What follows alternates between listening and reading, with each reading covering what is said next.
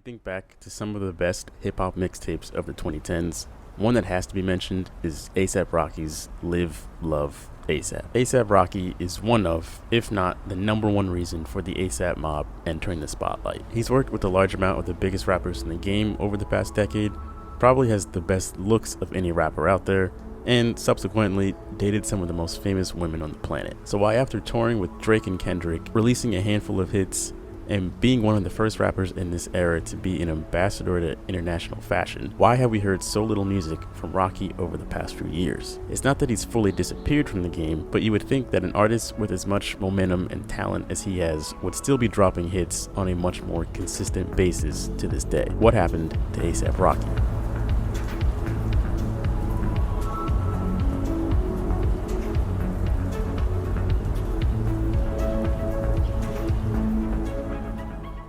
If you'd like to skip all of Rocky's background and go straight to why his music has slowed down over the past few years, jump to this time code. Rakim Mayers was born on October 3rd, 1988 in Harlem. His dad was serving time for drug charges, he had to live in homeless shelters with his mom, and his older brother was killed when Rakim was only 13. He started selling drugs himself, and in 2004, he ended up serving 2 weeks in Rikers Island. All of these hardships contributed to him getting into rap. He says his music inspirations were Run DMC, Bone Thugs and Harmony, Mobb Deep, The Diplomats, and Wu-Tang. In 2007, Rakim joined Harlem's ASAP mob and took on the name APRocky. The ASAP mob was a collective of Harlem-based rappers, producers, music video directors, and fashion designers who all shared similar interests through the different forms of art. ASAP stands for Always Strive and Prosper. Now, this part is unclear, but in 2011, a fan took a bunch of his music from YouTube and made it into a mixtape called Deep Purple. Or Rocky compiled the songs himself and released the mixtape.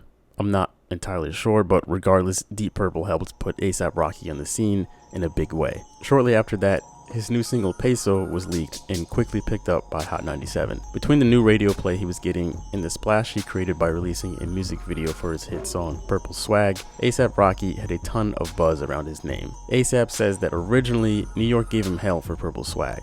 It wasn't until Peso that the city gave him respect, but within just a week of the Purple Swag video being released, he was already meeting with major record labels. He ended up signing with RCA Records and Polo Grounds Music. APRocky had created his own unique sound amongst all the other New York rappers.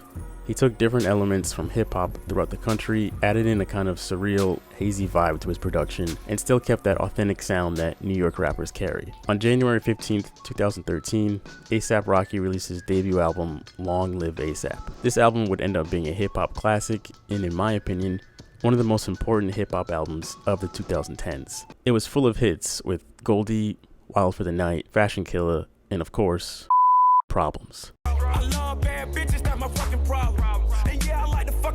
This song was, and still is, an absolute bop. It contains features from Drake, Kendrick Lamar, and 2 Chainz on the chorus. In hindsight, the fact that Rocky was able to get verses from the biggest artists of our generation and the greatest rapper alive on one song for his first album is insane. Also, Wild for the Night featured one of the biggest artists in the world at that point in time, Skrillex. He did an interview a couple years later where he said he only made those 2 songs for the mainstream commercial success.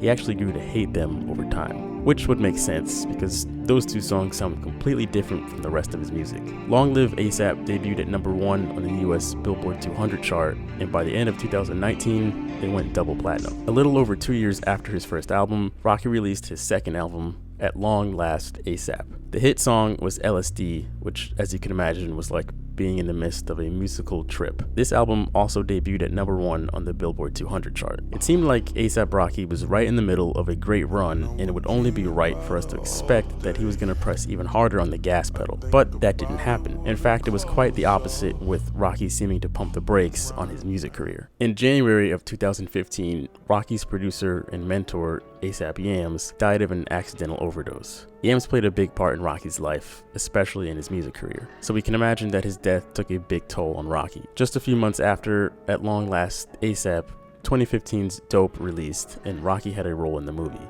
He only auditioned for the role because his girlfriend at the time was Chanel Iman, and she was going to be in the production. This was one of the first times that we saw Rocky make a move unrelated to music. That is, if you don't count his heavy involvement in the world of fashion. Standing out stylistically was important to Rocky from an early age. In a New York Times interview, he said that at a young age, he would shop at Barney's, Saks, thrift stores in Soho, Bergdorf, and even shop online for Rick Owens. One thing that's hard to forget about APRocky is the fact that he's from Harlem. You can tell just by looking at him. Dudes from Harlem have always been on a different wave when it comes to fashion. Flamboyance has always been a key to any art that comes out of Harlem, and fashion is no exception. So if Rocky was heavily into assembling outfits from world-renowned designers at a young age, you could see how that love for fashion really took off once he blew up. His eye for clothing has always been sharp. He just continued it throughout his career. He's been in collections for DKNY, Dior, Calvin Klein,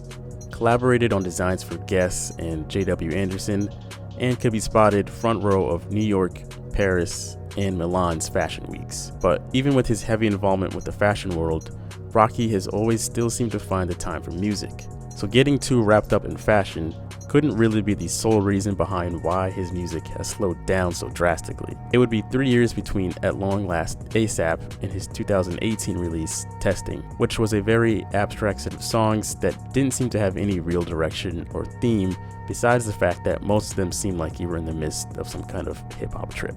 But now it's been another 3 years since Testing.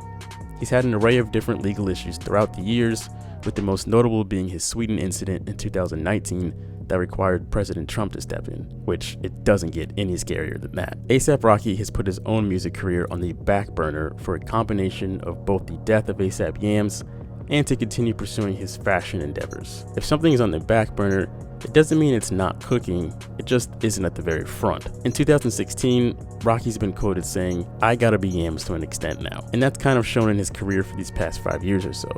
He's doing more of the behind the scenes work rather than being the frontman artist. You can see it most prominently with his creative agency APRocky, which is a group full of creatives producing all kinds of art. But I think it's safe to say that Rocky is still the biggest draw to that brand. What we're seeing from APRocky is someone who's transitioned from a rapper to an artist. It's something that Kanye talks about all the time. He doesn't want to be categorized as a rapper because he creates so much more than just rap music. Rocky is another example of that way of thinking. Testing was really a culmination of bringing APRocky, his fashion sense, drug use, and his music all together. A lot of people still associate APRocky as just a rapper, which is why the question of what happened to him even exists. But if we more accurately view him as what he actually is, an artist, it makes much more sense that he's working on various projects within the art universe. And music is just one of those projects. He's not going to follow trends of what's hot in hip hop right now. He's in his own lane and creating everything the way he wants to. And he's shown with his last album that he likes to incorporate all of his different interests with any new art he's working on. So what's Rocky up to now? He was just in the Netflix movie Monster, and for well over a year now, he's been in a relationship with Rihanna. So it's safe to say he's doing just fine. He's set to perform at a few different festivals in the near future, including Rolling Loud, Lyrical Lemonade Summer Smash, and Governor's Ball. His next album, All Smiles, has been all but confirmed to be releasing sometime in 2021, and it's been building up a solid amount of hype since it was first rumored back in the start of 2019. And hearing the direction that Rocky's been taking his music in, Tyler the Creator has to be on All Smiles in some capacity. If you enjoyed this episode of What Happened To, be sure to hit the like button as it helps this video reach more people, and check out my What Happened To playlist where I cover other artists, actors, and even a theme park. Leave a comment below with who you'd like to see featured in a future What Happened To, and also subscribe so you can vote on future videos, watch my live streams, and see my Galactic Grizzly clothing line that's dropping once I hit 5,000 subscribers. Thanks for sticking around until the end of the video. Peace. But if we more accurately view him as what he actually is, accurately view him as what, yeah, that sounds about right.